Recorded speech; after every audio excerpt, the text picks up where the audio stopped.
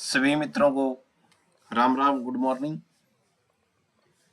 तो आज हम एक नई शुरुआत करने जा रहे हैं मानव अधिकार की। मानव अधिकार क्या है, इसकी प्रकृति क्या है, और ये जो मानव अधिकार एक ऑप्शनल सब्जेक्ट है एलएलबी में, स्पेशल कई यूनिवर्सिटी में, और कई जगह पर इससे प्रश्न बनते हैं। उसी को ध्यान में रखते हुए हम बात करेंगे। आज शुरू करते हैं मानव अधिकार की। मानव अधिकार क्या है और कैसे लागू होते हैं, किस किस विधिवेता ने क्या क्या इनके ऊपर बात कही है। तो आइए शुरू करते हैं मानव अधिकार। तो मानव अधिकार जो है, मानव को जन्म से ही प्राप्त।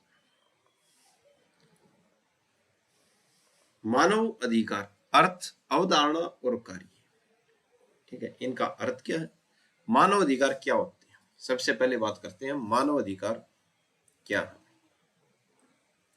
छोटी सी परिभाषा है, स्पष्ट सरल शब्दों में, मानव अधिकार वे बुनियादी अधिकार हैं जो हर इंसान को जन्म से ही मिलते हैं, ठीक है, चाहे वह किसी भी जाति, धर्म, लिंग, भाषा या देश का, ठीक है।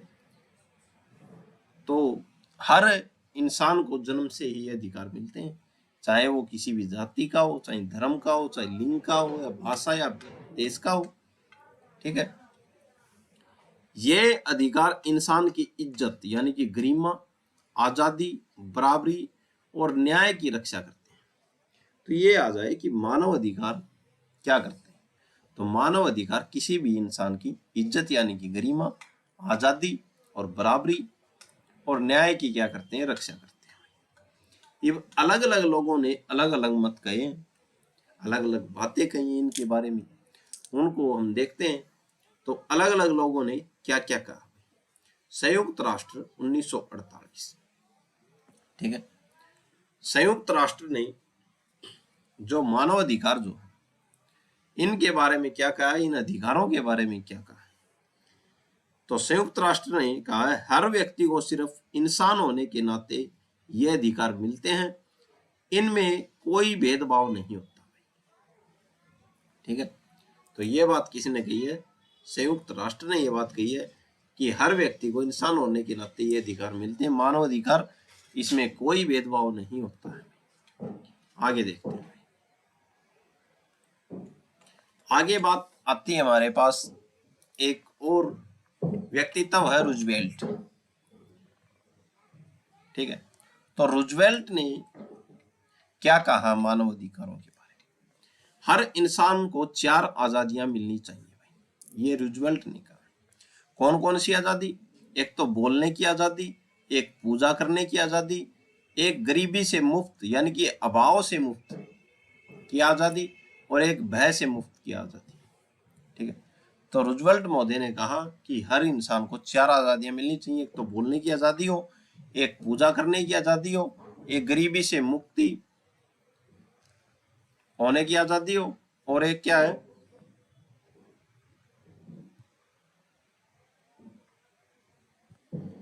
और एक क्या है, भय से मुक्त की आजादी हो। ये नहीं हो कि भय दिखाया रहा, ठीक है। भारतीय संविधान अनुच्छेद 21, ठीक है, हर व्यक्ति को जीने और व्यक्तिगत स्वतंत्रता का अधिकार देता है। यह अधिकार सिर्फ कानून के अनुसार ही छीना जा सकता है, ठीक है। तो भारतीय अनुच्छेद जो 21 जो है वो हर व्यक्ति को जीने और व्यक्तिगत स्वतंत्रता का अधिकार देता है। यह कैसे छीना जा सकता है, कानून के अनुसार ही छीना जा सकता है, ठीक है। आगे एक और महान व्यक्तित्व है जिनका नाम है जॉन लॉक, ठीक है, 17वीं सदी के। तो इन्होंने मानव अधिकार के बारे में क्या कहा, मानव अधिकार प्राकृतिक अधिकार हमें जो ईश्वर या प्रकृति ने दिए हमें, इनमें शामिल है जीवन, स्वतंत्रता और संपत्ति, ठीक है।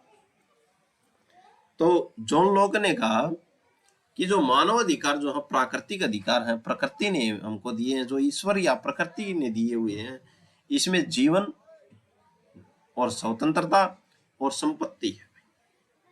ठीक है।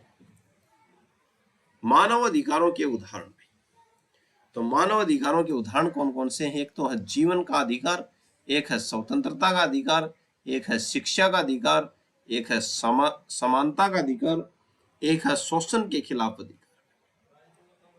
तो मानव अधिकार के उदाहरण है। ठीक है। मानव अधिकारों की उत्पत्ति, शुरुआत कैसे हुई भाई? ठीक है। तो शुरुआत कैसे हुई उत्पत्ति की इनकी? मानव अधिकार एकदम से नहीं बने हैं। ठीक है। यह धीरे धीरे इतिहास, धर्म और कानून के जरिए विकसित हुए हैं। ठीक है। इसमें दो बड़े समय समझो भाई, यानी कि दो बड़े काल थे, क्योंकि ये जो हम मानव अधिकार धीरे धीरे विकसित हुए, एकदम से नहीं बने। ठीक है। आइए देखते हैं दोनों बड़े समय कौन कौन से थे। एक था प्राचीन काल। प्राचीन काल बहुत पुराने समय से ही लोगों ने न्याय, बराबरी और स्वतंत्रता की बात की थी। ठीक है। अलग अलग सभ्यताओं में विचार भाई। ठीक है। भारत, मनुस्मृति, महाभारत, बौद्ध धर्म में कर्तव्य और अधिकारों की बात कही गई है। ठीक है भाई। ग्रीक और रोमन सभ्यता न्याय और कानून की समानता पर जोर देता है। ये प्राचीन काल से ही धीरे धीरे बनते आ रहे हैं। चीन नैतिक शासन और मानव कर्तव्यों की क्या करता है भाई? जो चर्चा जो वो करता है। ठीक है। तो मनुस्मृति, महाभारत और बौद्ध धर्म में कर्तव्य और अधिकारों की क्या कही है? बात कही है। महाभारत में कृष्ण ने भी कहा था कि तुम कर्म करो। ठीक है। तो कर्तव्य और अधिकारों की बात कही है। और ग्रीक और रोम सभ्यताओं में क्या कहा? न्याय और कानून की समानता पर जोर दिया है। वहीं चीन की सभ्यता में नैतिक शासन और मानव कर्तव्यों की चर्चा की गई है। साइरस सिलेंडर 539 ईसा पूर्व ईरान के राजा साइरस महान ने बेबीलोन जीतने के बाद एक घोषणा की थी। ठीक है। क्या घोषणा की थी? इसमें लिखा गया था दासों को मुक्त किया जाएगा भाई, धार्मिक स्वतंत्रता होगी, न्याय दिया जाएगा। ये साइरस ने घोषणा की थी 539 ईसा पूर्व। तो वहां से देखो दासों की मुक्ति। ठीक है। पहले क्या होते थे? दासों को रखा जाता था, लेकिन इन्होंने क्या कहा कि दासों की मुक्ति, धार्मिक स्वतंत्रता होगी भाई, सभी को, सभी धर्मों को मान सकते हैं भाई, फिर न्याय दिया जाएगा भाई। तो यहाँ से, और ये जो सभ्यताएं जो थी, वहां से इनका विकास होना शुरू हो गया था। इनका मानव अधिकार, इसे दुनिया का पहला मानव अधिकार दस्तावेज माना जाता है। किसको? साइरस महान के जो बेबीलोनिया जीतने के बाद एक घोषणा की गई थी, उसको दुनिया का पहला मानव अधिकार दस्तावेज माना जाता है। आगे देखते हैं भाई। आगे है मध्यकाल। मध्यकाल में क्या था? मेगना कार्टा 1215 इंग्लैंड में। यह एक बहुत महत्वपूर्ण दस्तावेज था भाई। राजा जॉन और उनके सरदारों के बीच समझौता हुआ था भाई। ठीक है भाई। क्या समझौता हुआ था? इसका मकसद था राजा की मनमानी को रोकना भाई। ठीक है। मुख्य बातें क्या थी? राजा कानून से ऊपर नहीं होगा। ठीक है। बिना न्यायिक प्रक्रिया के किसी को सजा नहीं दी जाएगी। 1215 की बात है। कर लगाने के लिए सलाह और सहमति जरूरी होगी। ये इसकी क्या थी? मुख्य बातें थी। इसे आधुनिक लोकतंत्र और मानव अधिकारों की नींव माना जाता है। किसको? मेगना कार्टा 1215। ये क्या था? राजा जॉन और सरदारों के बीच समझौता था। मकसद था राजा की मनमानी को रोकना। ठीक है। अधिकार विधेयक भाई, इसने कानून का शासन, रूल ऑफ लॉ और नागरिक अधिकारों को मजबूत किया भाई। ठीक है, राजा की शक्तियां और सीमित हुई भाई। ठीक है, मानव अधिकारों का विकास। तो मानव अधिकार आधुनिक समय तक भाई मेगना कार्टा 1215 ईस्वी इंग्लैंड राजा जॉन बहुत ज्यादा कर वसूल रहा था भाई और अत्याचार कर रहा था। जनता और चर्च नाराज हो गए, उन्होंने मजबूर होकर मेगना कार्टा पर हस्ताक्षर करने पड़े। ठीक है, इससे पहले क्या हुआ, पहली बार कहा गया कि राजा भी कानून से ऊपर नहीं है, सबको कानून के सामने बराबरी और न्याय मिलेगा भाई। ठीक है, यह मानव अधिकारों की दशा में बहुत बड़ा कदम था। तो मानव अधिकारों की दशा में मेगना कार्टा बहुत बड़ा कदम था। आधुनिक युग की बात करें, 1776 अमेरिकी स्वतंत्रता की घोषणा हुई। इसमें कहा गया सभी मनुष्य अमेरिकी स्वतंत्रता की घोषणा हुई थी 1776 में। तो इसमें क्या कहा गया था, इसमें कहा गया सभी मनुष्य समान और स्वतंत्र पैदा होते हैं। इससे बराबरी और स्वतंत्रता का विचार मजबूत हुआ था। ठीक है, आगे देखते हैं भाई। आगे है फ्रांस की क्रांति भाई, जहां से 3 शब्द आए थे। 1789 मानव और नागरिक अधिकारों की घोषणा की गई। इसमें 3 मुख्य बातें की गई, स्वतंत्रता, समानता और बंधुता। इससे लोकतंत्र और नागरिक अधिकारों को बढ़ावा मिला। तो यह भी क्या है, मानव अधिकारों की तरफ धीरे धीरे एक कदम था। फिर 19वीं सदी, दास प्रथा गुलामी खत्म की गई, लोकतांत्रिक सुधार हुए, मानव अधिकारों की सोच और मजबूत हुई। ठीक है, आगे देखते हैं। आधुनिक अंतरराष्ट्रीय मानव अधिकार आंदोलन 1945 संयुक्त राष्ट्र की स्थापना हुई थी।